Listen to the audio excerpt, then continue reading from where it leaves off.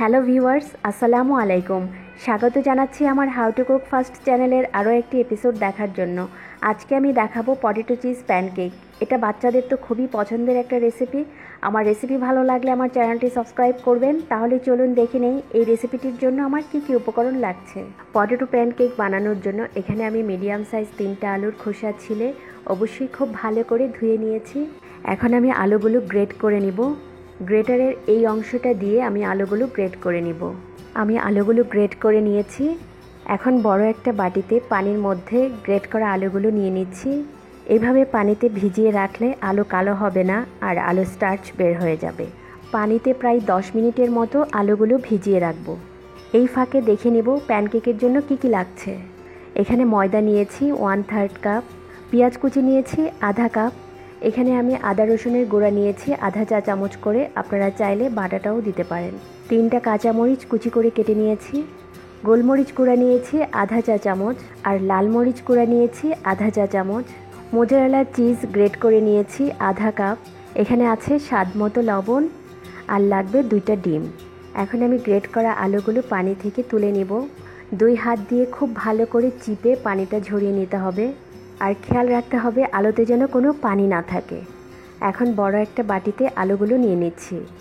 দিয়ে দিচ্ছি পেঁয়াজ কুচি, গোলমরিচ গুঁড়া, লাল মরিচ গুঁড়া, কাঁচামরিচ, আদা রসুন গুঁড়া দিয়ে দিচ্ছি, ময়দা দিয়ে দিচ্ছি, ডিম 2টা ভেঙে দিয়ে দিচ্ছি।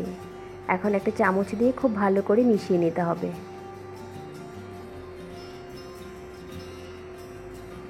এখন আমি চিজগুলো দিয়ে দিচ্ছি। চিজ দিয়ে আবার একটু নেড়ে দিচ্ছি। সব শেষে দিয়ে দিব লবণ। লবণটা অবশ্যই স্বাদ অনুযায়ী দিতে হবে। এখন সব কিছু খুব ভালো করে মিশিয়ে নিতে হবে। আলুটা মাখানোর পর খুব বেশি সময় রাখা যাবে না। হয়ে গেছে, এখন আমি প্যানকেকগুলো বানিয়ে নিব।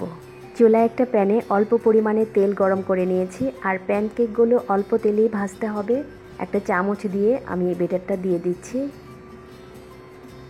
একটু গোল শেপ করে নেব, পাতলা করে দিতে হবে। আর এই সময় চুলার আঁচটা একেবারেই কমানো থাকবে। একটু বড় প্যান হলে 3টা 4টা একসঙ্গেই ভাজা যাবে।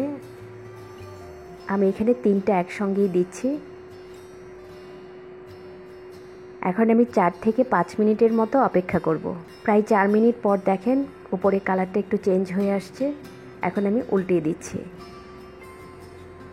সুন্দর একটা কালার এসছে। এভাবে সবগুলো উল্টিয়ে দেওয়ার পর আমি আরও 5 মিনিট অপেক্ষা করব। 5 মিনিট হয়ে গেছে। আমি প্যানকেকগুলো আবারও উল্টিয়ে দিচ্ছি। দেখেন কত সুন্দর একটা কালার এসছে। এইভাবে আমি প্যানকেকগুলো উল্টিয়ে আরও 2 মিনিট অপেক্ষা করব। 2 মিনিট পর আমি প্যানকেকগুলো আবারও উল্টিয়ে দিচ্ছি। আমার প্যানকেকগুলো হয়ে গেছে। এখন প্লেটে একটা টিস্যুর উপরে প্যানকেকগুলো তুলে নিচ্ছি। এইভাবে আমি সবগুলো প্যানকেক বানিয়ে নেব। আমার সবগুলো প্যানকেক বানানো হয়ে গেছে। আমি একটা কেটে দেখিয়ে দিচ্ছি। উপরটা অনেকটাই ক্রিস্পি আর ভিতরটা কিন্তু খুবই সফট হয়ে গেছে। খুবই সহজ ও মজাদার পটেটো চিজ প্যানকেক সকালে কিংবা বিকেলে নাস্তার জন্য আমি মাঝে মাঝে বানাই, খেতে ভালো লাগে। আপনারা বাসায় ট্রাই করবেন। ভালো লাগলে লাইক ও কমেন্ট করে আমাকে জানাবেন আর প্লিজ আমার চ্যানেলটি সাবস্ক্রাইব করবেন। আবারও কথা হবে নতুন কোনো রেসিপি নিয়ে। সেই পর্যন্ত সবাই ভালো থাকবেন।